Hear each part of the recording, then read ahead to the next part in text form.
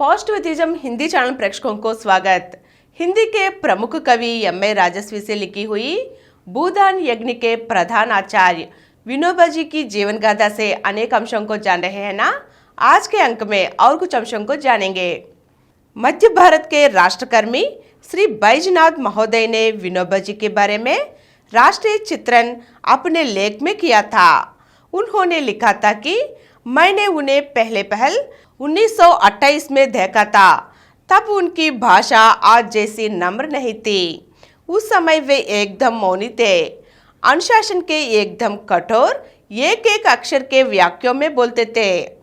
कार्यकर्ताओं को उनके साथ बात करते डर लगता था। जहां वे बैठते संपूर्ण खामोशी रहती। आश्रम के सारे काम हाथ से होते थे। ना इसमें अपवाद बर्दाश्त करता और ना अनियमितता। जहां कोई भूल हुई कि कार्यकर्ता की शामत आई समझिए। उनके आश्रम में जाने वाले कार्यकर्ता 2 दिन भी नहीं टिक पाते थे। कोई पहले दिन का पहला खाना खाकर रवाना हो जाता तो कोई शाम का खाना खाकर सुबह गायब हो जाता। मुश्किल से कोई दूसरे तीसरे दिन के प्रातःकाल तक टिक पाता। उस जमाने के और आज के विनोबा में जमीन आसमान का अंतर हो गया है। 13 अप्रैल 1923 को नागपुर में राष्ट्रीय सप्ताह के उपलक्ष्य में राष्ट्रीय झंडे का जुलूस निकाल गया। पुलिस ने इस जुलूस को रोकने का प्रयास किया, किंतु स्वयंसेवक रुके नहीं। पुलिस ने जुलूस पर हमला करके स्वयंसेवकों की गिरफ्तारी शुरू कर दी। सेठ जमनालाल बजाज ने पुलिस की इस कार्यवाही को राष्ट्रीय झंडा का अपमान माना और वे पुलिस का विरोध करने के लिए उठ खड़े हुए। उनके आह्वान पर पूरे प्रांत के स्वयंसेवक सत्याग्रह करने के लिए आगे आने लगे। सरकार ने जमनालाल को गिरफ्तार कर लिया। इससे सत्याग्रह की आग ठंडी पड़ने के बजाय और भी अधिक भड़क उठी। उस दिन कांग्रेस की पंडित जवाहरलाल नेहरू भी नागपुर में ही थे। नागपुर में भाषण देते हुए पंडित जवाहरलाल नेहरू ने कहा कि नागपुर आने पर मेरे दिमाग को कुछ शांति मिली। नागपुर ने बता दिया कि यहाँ पर कुछ काम हो रहा है।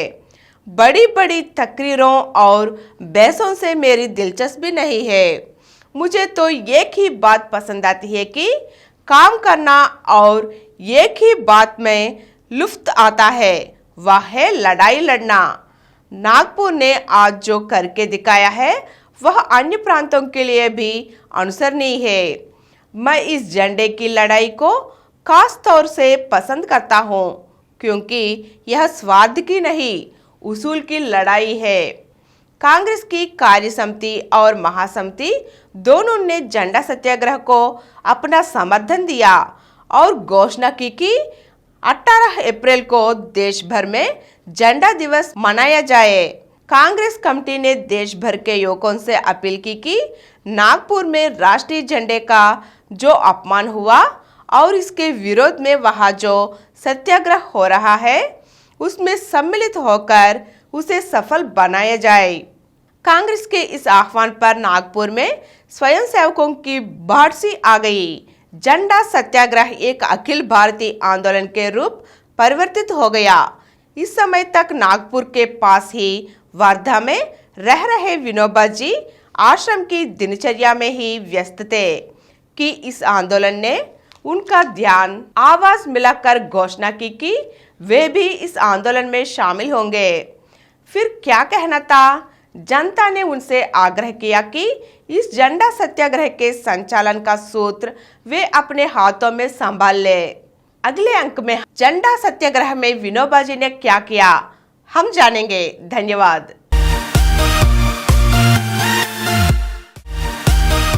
और कुछ वीडियो के लिए 18 करोड़ ऊपर के व्यूज हासिल किए डॉक्टर समरम मल्टी चैनल नेटवर्क समर्पित पॉजिटिव एथेइज्म हिंदी चैनल को सब्सक्राइब कीजिए और नीचे हुए घंटे के निशान पर दबाइए। Please download Samaram multi-channel app and watch your favorite channels from your mobile. App available on Google Play Store and subscribe to the channels.